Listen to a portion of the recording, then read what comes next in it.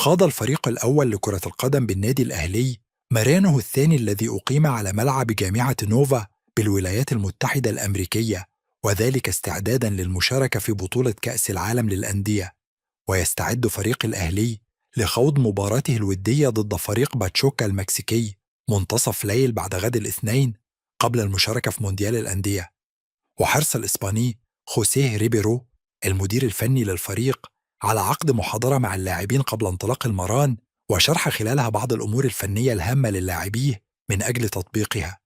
كما أجرى لاعبو الأهلي بعض الفقرات البدنية تحت قيادة ميغيل بيبيير في إطار خطة الجهاز الفني في زيادة الأحمال البدنية من أجل الوصول إلى الجاهزية الكاملة قبل انطلاق منافسات بطولة كأس العالم للأندية.